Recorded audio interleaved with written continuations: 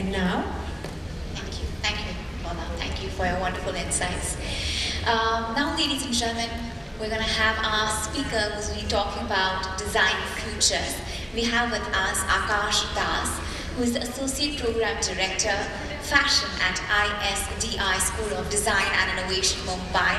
He's also Creative Director at MeV Studio X and International Content Editor at ASPO UK. He has more than 8 years of experience in fashion merchandising, retail, buying, designing, branding, consumer and trend analysis, and fashion writing. So ladies and gentlemen, please put your hands together for Aakash Das.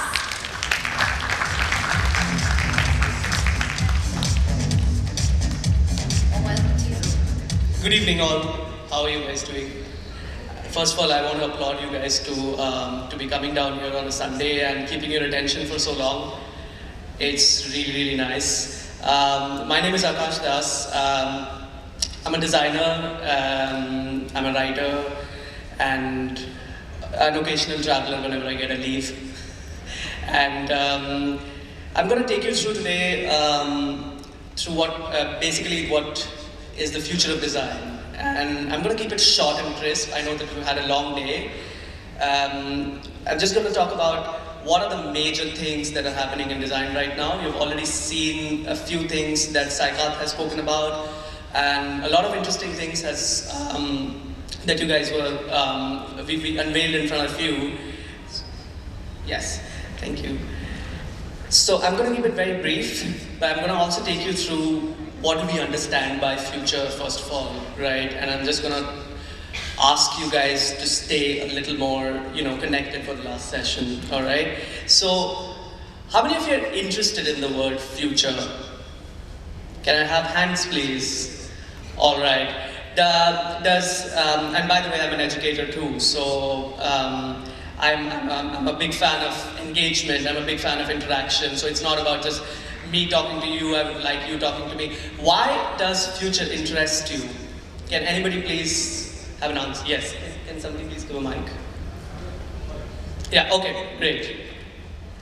See, as a jewelry designer, it feels like you're into the future.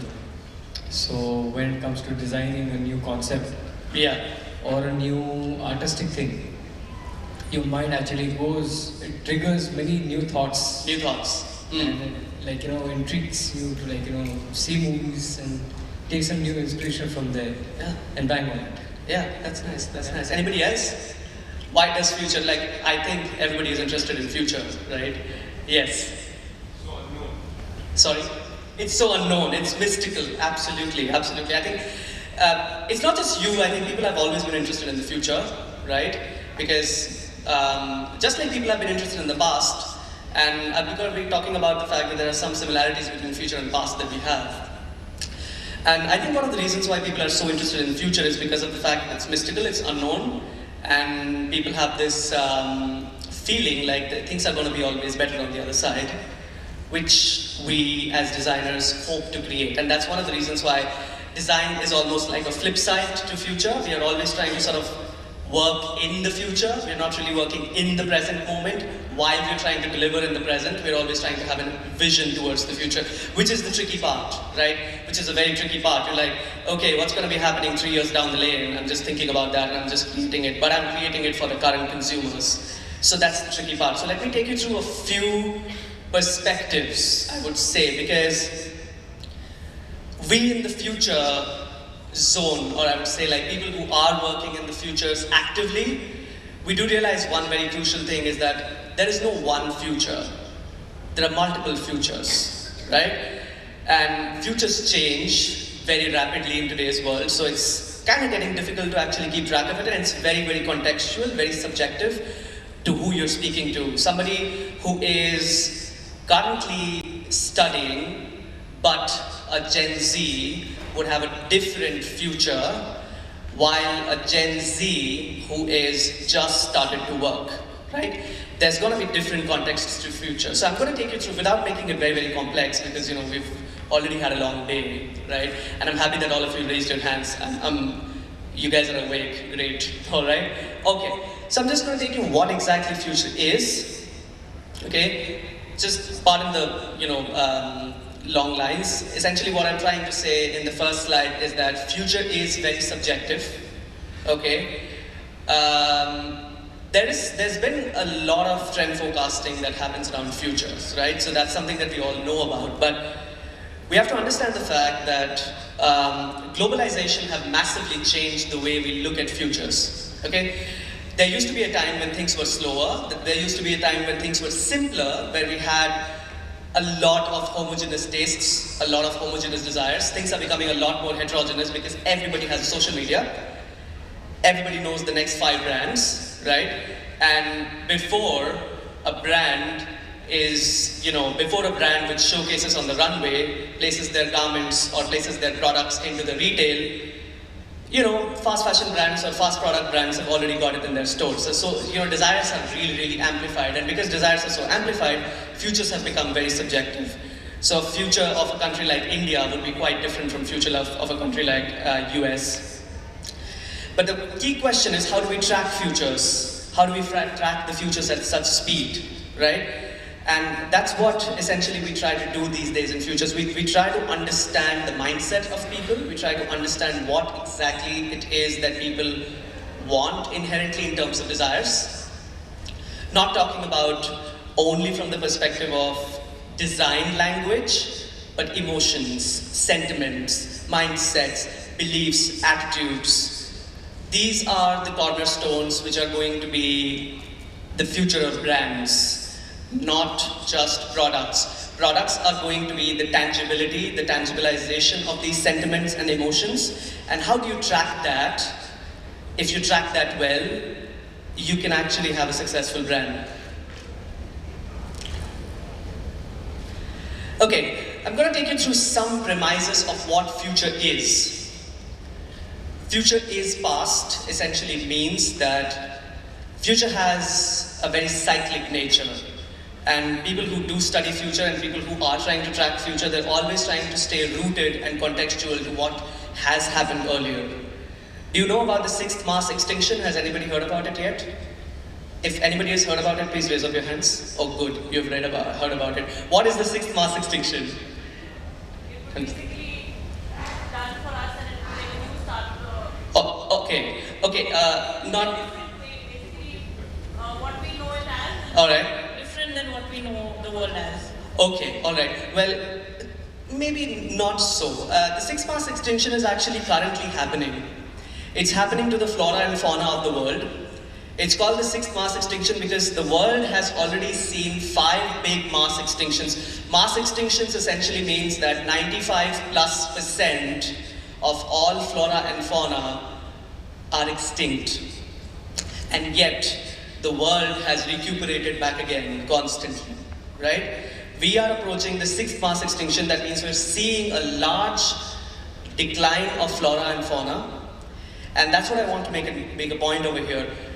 There is a cyclical nature to future, right? Things which have happened will continue to happen again. Maybe it's nature's ways, but there are slight variations. And that's something that we need to track.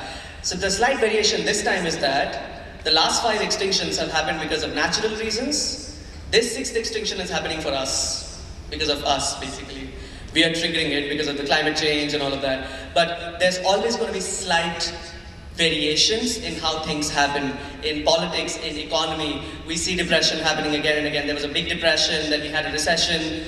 These things will continue to happen again and again and again because, and not just that, future keeps on happening again because we are constantly pulled to the past, right? Have you heard about 90s nostalgia, Y2K nostalgia? People are constantly trying to buy trends from the past, because they're really inspired from the past. And because they're inspired from the past, we continue to see that happening in the future again. So it's very important to keep in mind that future has a past context, and you can't just look into the future and expect it's going to be perfect. This is what I was talking about. The future is not singular, future is plural. Alright? There's no such thing as a single future. There could be multiple futures. And we generally talk about 4 Ps, which means 4 different kinds of future that we can talk about. In terms of strategy, we talk about plausible, possible, probable, and preferable futures. Right? As designers, we love to talk about the preferable futures. But if you are a designer which is trying to, I'm sorry, a designer which is trying to say, for example, stay rooted and stay, I would say, real about what exactly you're expecting from your consumers, you would rather like to work in the plausible and probable section. We all like to work in the preferable section, of course. We would like, oh, I would like the consumers to work this way. I would like the consumers to think this way. That's the reason why I'm making this design. So if I'm making this design, I would say the consumer should buy it because I prefer this from the consumer. But unfortunately, that doesn't happen. That doesn't happen a lot of times. We've seen this constantly in the sustainability space. Sustainability has been there for the last 2 decades. When I was studying, which was about, I believe, 8 years ago, we started seeing a lot of eco-movements happening, and then sustainability has just caught up a lot in the last 5 years. But sustainability is not a new thing, but yet we don't see sustainability a big macro thing. I mean, it's working in terms of designers are working, but consumption is still fast. You know, we have fast fashion, we have a huge amount of production that is happening all around the world that goes to waste. We don't have a lot of materials that have a circularity.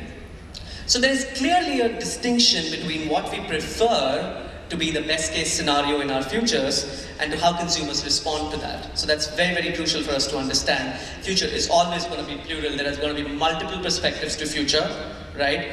But it's always contextual. It's always important to understand that what kind of future fits your narrative best. Okay, the future is smart and hyper disconnected. Okay, there are 2 perspectives here that I'm going to talk about. A, the future is very smart, which means that all of us are going to be carrying around smartphones, right? We are more connected than ever before. We have 7 billion connections currently all around the world, right? And India is at the forefront of this. 5G is coming very, very soon, so we are going to be seeing a lot more people connected to each other. And hyper-connected essentially means that you're always connected to each other. But while you're connected to each other, you're not really connected to each other. That's basically what hyper-disconnected essentially means, that, there is a real recession of intimacy. There is real anxiety about the fact that, people are not able to have meaningful relationships. There is real focus on the fact that there is a clear decline in attention spans, a clear decline in how much people are able to get connected to each other on a deeper level, right? But there is longing for that, right? And brands are trying to work towards that. And the future of brands is that how do you sort of encourage people to have deeper, meaningful relationships with each other through your design? So that's very, very crucial. Community building. How do you encourage people to be more social? Have you heard the term IRL? Has anybody heard the term IRL? So IRL is sort of like a flip side to URL, which means in real life. So people need to start ditching the URL and start becoming IRL, which is in real life. And science suggests that if you spend more time one-on-one with each other, there is going to be a lot more, I think there's going to be a lot more creativity, there's going to be a lot less anxiety. Millennials have already been voted as the loneliest generation. And that's ironic because obviously you guys are a huge number of people, right? You guys are as big as the baby boomers basically. You guys means I am also a millennial basically, right? So we guys are basically as big as the baby boomers, and literally baby boomers were so big that we called them baby boomers. They boomed. But yet, because we're so huge in number, yet we're disconnected, we're lonely. That's an irony. That's a paradox, and that's the future. So work on it. The future is uneven. That's something that I sort of touched upon. So it's like a lot of people think that future is something that we just read about and then find out, but it's basically weak signals that we try to interpret.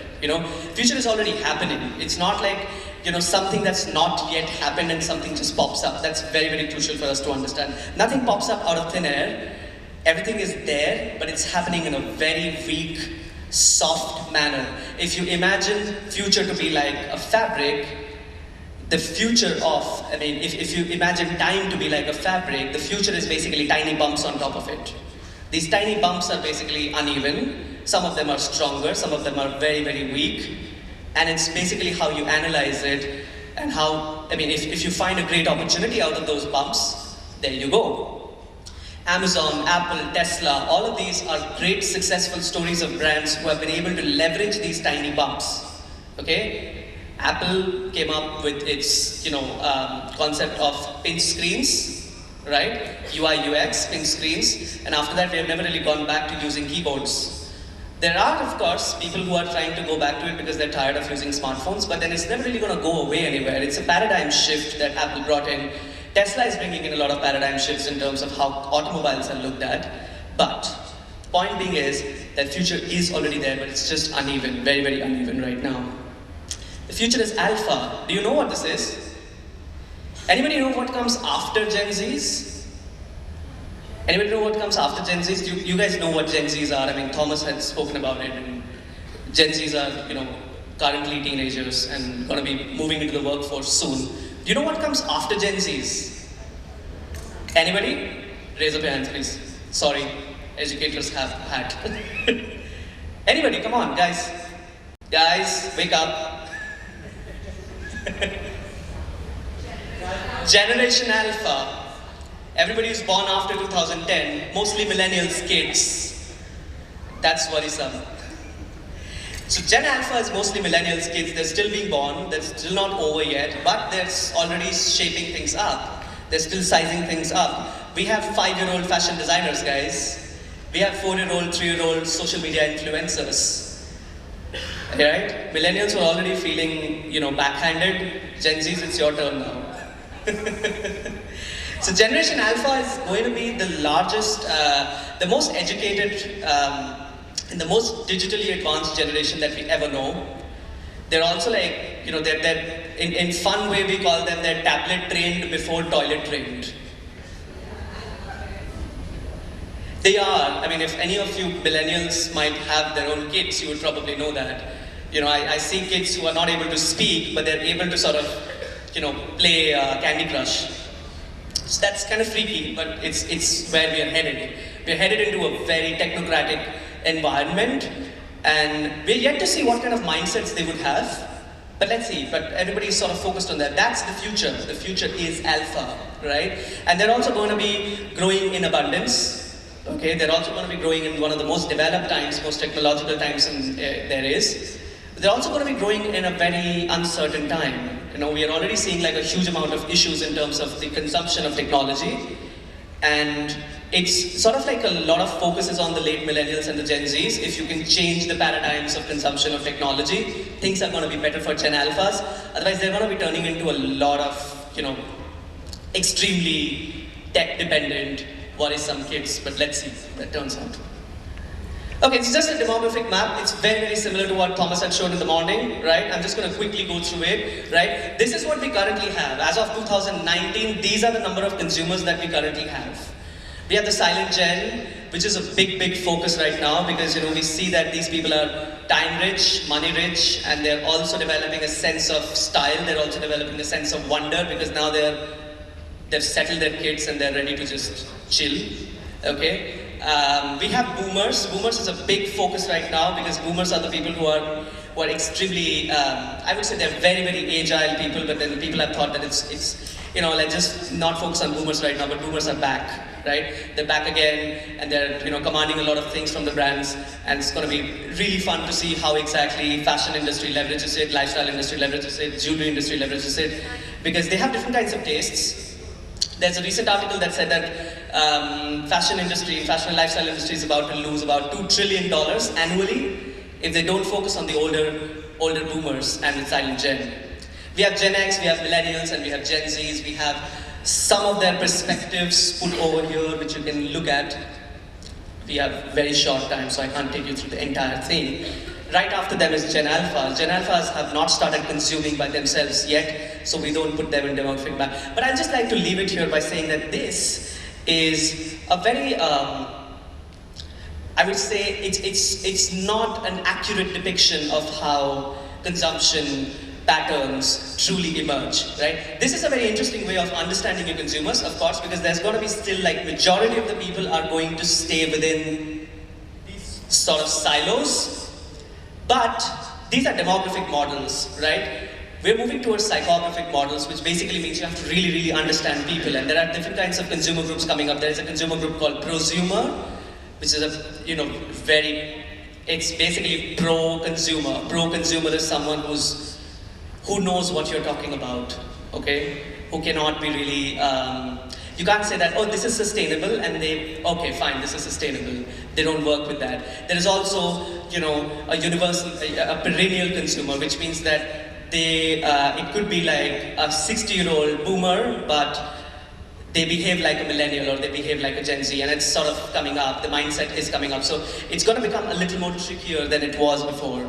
And the real reason why it's going to get trickier is because social media, Instagram, Tumblr, all of these things have hybridized everything. So it's like, if I'm a 40-year-old guy, I'm just giving an example. If I'm a 40-year-old guy who's looking at something a 25-year-old person is wearing, and I love that, and I'm just going to pick it and I'm going to wear it. So because of the fact that the information is really quick, and now because Instagram gives you, just buy it right now, because you just see it, so buy it, see now, buy now, right? So it's easier for you guys to actually pick it up, anybody to pick up anything.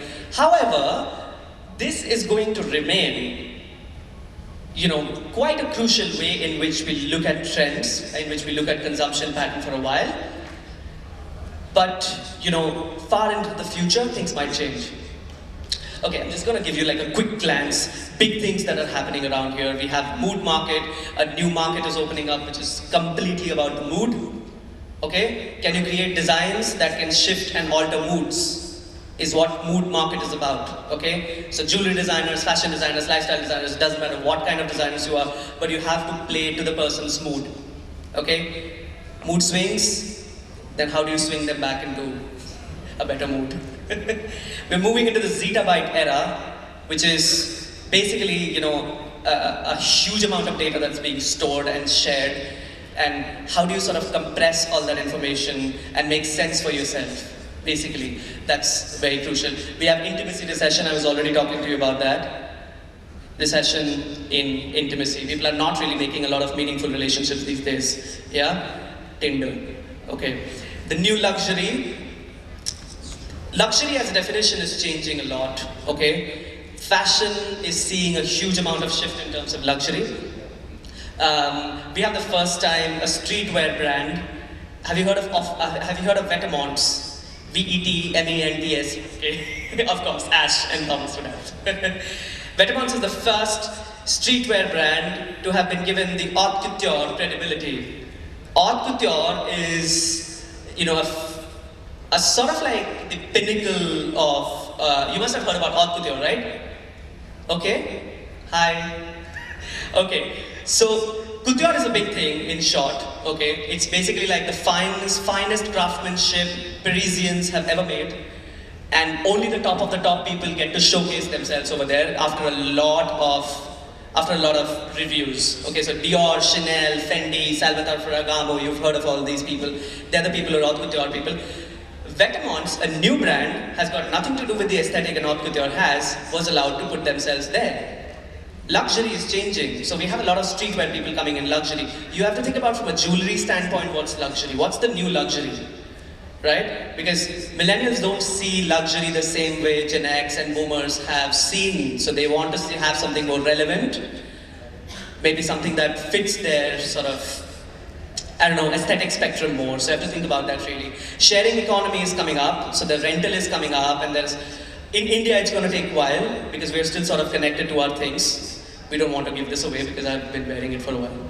So, but it's coming up. The ownership is going down, so that's going to happen. Okay, a lot of them, okay, discrimination, I'm just going to take you through. It's going to take forever otherwise. Okay, it's a lot of different futures that we have. These are just broad perspectives, guys. Broad perspectives that we have about what's really going to be happening. And I'm going to take you through a few. Okay? Cool? Alright. Click some pictures. 5 minutes. 5 minutes, yes. Yes. Okay, I'm just going to take you through a few things. I can't take you through all of them. It's going to be very, very difficult, right? we'll probably have to meet for like 3 hours. But I'm just going to take you through some big things that are happening. Future of design is emotional. Everybody's heard about emotional design so far, I hope. Emotional design, big, big, big thing. Are there students here? Are there students here? Any students? Oh, so a few students on the back. Okay, hi. Students, designers, we're all lifeline students. So I'm just going to talk to you about what emotional design essentially means. Sorry. I'm a student. Sorry? We're all student, but I'm a student. Yes, we're all students, yes. Emotional design essentially means that how do you sort of try to bring emotions at the forefront again through your designs. So the mood market was one of the things, and emotional design tries to be like, okay, how do I create something that can make people feel better? Okay, so this is an example of, Calm X Topshop, where they've tried to take, wash care labels and turned it into healthcare and self-care labels. So it's a big focus on well-being. There's a big focus on mental health. There's a big focus on anti-anxiety, and so it's a very interesting perspective on how do you sort of wear your issues on the shirt and not be worried about not showing it. A few examples, okay. The one that you see over there, Squeeze, okay. This one, okay. It's actually a jacket inspired from acupuncture, and it has basically air wave going into certain parts of the jacket. So if somebody presses it, they get the sensation of being hugged, right? So a lot of people who go through panic attacks actually can, do very good with these kind of jackets. There's a huge amount of upswing in panic attacks. There is a huge upswing in anxiety attacks, and this jacket sort of helps them, reduce that. So if you feel like an anxiety attack coming in, so you can press it and you feel like there is a hug, there's a sensation of hug. In a way, it's a little sad, I feel, personally, but that's sort of where we're going. The one next to it is very interesting. It's called North Sense Cyborg Nest. So what you see embedded in this guy's chest, it's also part of a bigger macro trend called transhumanism. What you see embedded in his chest is basically a magnet. It's a very rare form of magnet that vibrates based on geolocations. So it essentially vibrates when you are facing the north. And it's a very, very soft vibration that the earth has, basically based on the electromagnetic pulse, the earth always resonates. What this chip does is that it amplifies that, and you feel that sort of vibration when you're facing a certain direction. Tries to make you more connected to Earth and Earth's gravitation, Earth's electromagnetic pull, all of that. The future of design is programmable. We are seeing a huge amount of programmable materials coming in. Programmable materials are things that's still very nascent. I don't know if the video plays. Yes, the video is playing.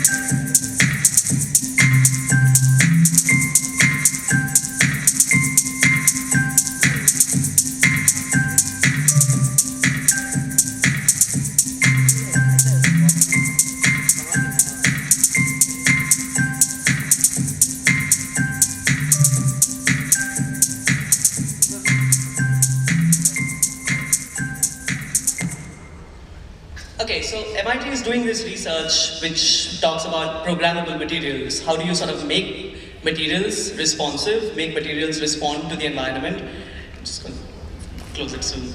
Yeah.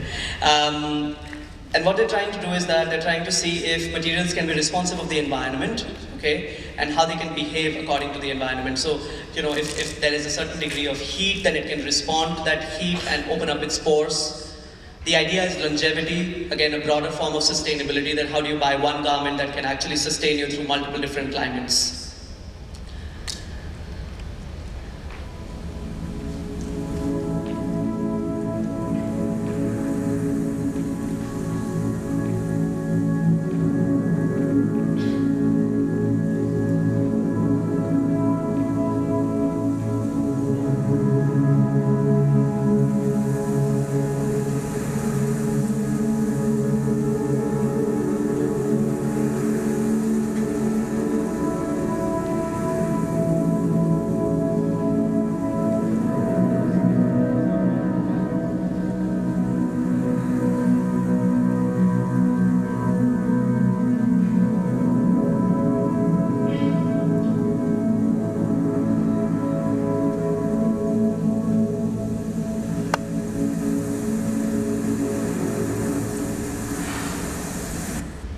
So these materials are responding to light and heat, and that's what the future of materials probably is going to be. Like, we're going to be probably wearing a shoe, and it's going to respond to heat in a certain way and protect you around that particular temperature. It's going to be probably similar to how our Polaroid sunglasses behave. You go out and then it becomes darker, and then when you come inside, it becomes lighter. So it's going to be a lot of responsiveness, something similar to this. Okay, the future of design is intuitive. I mean, this is a very short slide which talks about design needs to be a lot more intuitive. Intuitive not only in the terms of, how do you express your design, but also intuitive in terms of what your consumers need, because consumers are going to be really, really quick about choosing what they want and what they do not want. There is a big trend going on right now about declutter in terms of, there is too much information out there. There is too many brands. Everyone looks alike. Everyone's talking about the same thing. What do you really do in a scenario like that? Simplify your message. Talk about the bare essentials. Talk about what your consumer wants to take away, and do that eloquently, elegantly, and your consumer chooses you. That's what intuitive choices means. Consumers are going to be very intuitive about what they're going to be choosing in the future. So you have to be very, very crystal clear about the messaging that you're going to be sending in. So it's not going to be like, okay, I'm going to be doing this, I'm going to be doing that, I'm going to be doing this, but the message doesn't come clearly across. And let's face it, we're all going to be selling to 7-second attention span generations. It's going to be quick now or it's over, okay? Few examples of how new brandings are coming up. Future of design is uncoupled. This is a consumer perspective. This is a consumer perspective, and it essentially talks about the fact that how we are moving towards relationships that are not going to be couples, right? There's going to be there's a huge rise of singles, and there is another kind of rise of different kinds of relationships, but there's a lot more big rises in terms of singles. A lot of things that designers used to create from a couple set of mind is going to be changing. So we're going to be also seeing people who are going to be more individual, more independent, expecting more eccentric things, expecting more individualistic things in the future.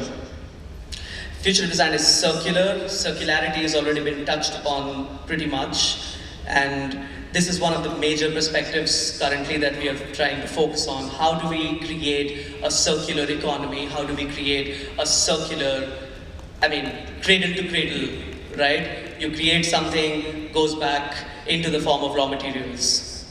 How do we essentially create that through materials, through emotions? How do we essentially generate something like that? So I've got just 1 minute, I'm just going to close it quickly. No, the minute is past. It was like 5 minutes ago, the minute. I'm so sorry, Paula. Just one more. Yes, because we have to wrap up and comment what you're saying. Yes, and it's taking more, yeah. Okay, so last but not the least, we're moving towards the future of design as holistic. There's one more to go. And this is essentially sort of like the future of sustainability. We've all sort of heard about sustainability, and there are issues with sustainability, by the way. There are issues with the fact that, a lot of sustainable brands try to push their agenda on consumers, and they don't really like that. There is a saying that what we say, what we do, and what we say we do are completely different things. We've seen that happen a lot of times. So you might be working in the social space, you might be working in the sustainability space, you might be working in something very important, but that does not mean that your consumers are going to just pick your designs and walk away with it. To be able to do that, you will need to have holistic design. Holistic design essentially talks about the fact that you need to keep everything in mind. You need to keep not just sustainability from the perspective of planet, you have to also keep in mind sustainability in terms of businesses, in terms of people, in terms of profit, right? And that's what holistic design is going to start looking at. It's going to start looking at a more broader version of what sustainability stands for. Sustainability for planet, but at the same time we have to create sustainability in such a way that people are not deprived of their desires, people are not deprived of their, motivations. Okay, this is going to be the last slide. Have you guys seen this? This is United Nations Sustainable Development Goals. These are 17 Sustainable Development Goals for 2030, what United Nations has, put across as a challenge for everyone. A brand which is able to do all these 17 is a very, very sustainable brand. But what Sustainable Development Goals, if you look at it, you look at industry, innovation and infrastructure in point number 9, right? And it's not just about climate action is one of the perspectives, but the other perspectives are purely economical, okay?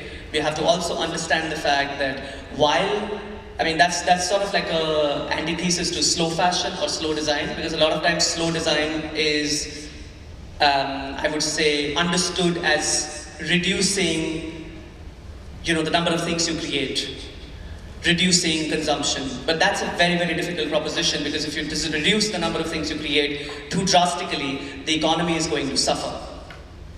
That's the flip side. That's the paradox that we have to work on. Or maybe you raise your margins. Or it's a different type of approach. Maybe you sell less, you do better quality, you do less production, you raise your margins, because right now the margins are being killed by the trade. Because they're like killing each other and stealing each other's ideas. They're not investing in research. So things become cheaper and cheaper. Absolutely. And there is no margin. So there is a debate around this. Yes. So all right, we're done. Yeah, we're done because the truth is, I would listen to you for the next 5 hours. And I have to thank you, because you together with the other speakers, you have so much insight and passion.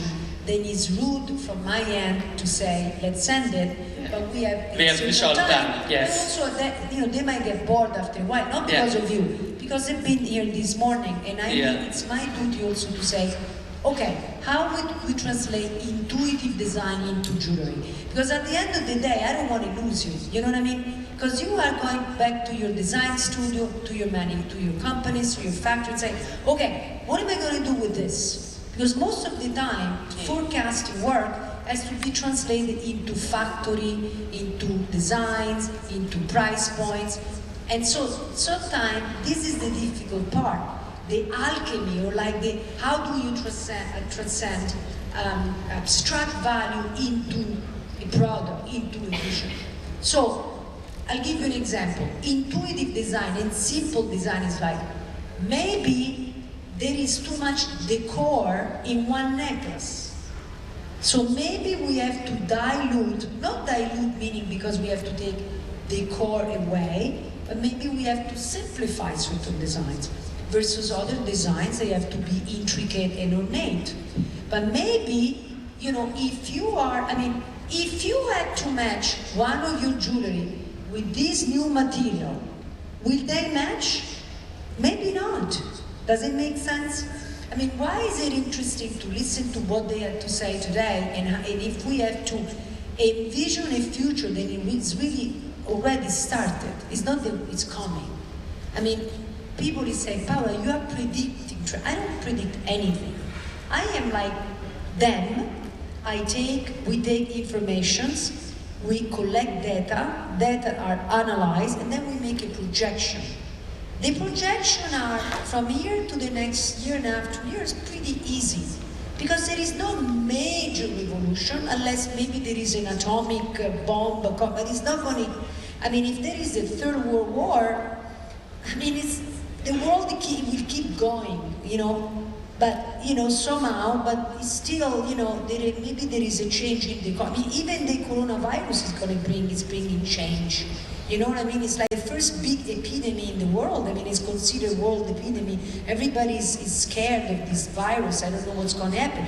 People is, traveling with masks. I never saw people traveling with masks in Europe or in India. It's not that much what I'm saying. Of course we're wearing masks, but not at that level. Everybody's freaking out. You have to wash your hands. Oh my God, I'm going to die. You know what I mean? It's a lot. But, it's like, how can we incorporate these informations into our design and our collections? So this is what we have to translate. Yes. So what I would do now is like, thank you. Let's give an applause to Aakash. Thank you so much. And let's take a few minutes break, and then I will wrap up with my session, which I will try to kind of incorporate whatever we discussed today. I'm doing a session on what is the future of diamonds, and basically it's kind of whatever was discussed today is already reflecting as a value in the world of the jewelry world and diamond world. So let's take 10 minutes and then we do the session and then we go home, okay? And who didn't have a round table, my apologies for not completing my round table today, because we were all very busy. I tried to make everybody happy. The speakers were fabulous. I couldn't, listen to them, so thank you. But then maybe you can ask questions and we can do like some huge round table. How's that? Okay? Grazie. 10 minutes. Ciao, ciao. Thank you. Ladies and gentlemen, please, kind request to please be back in the next 10 minutes. Thank you.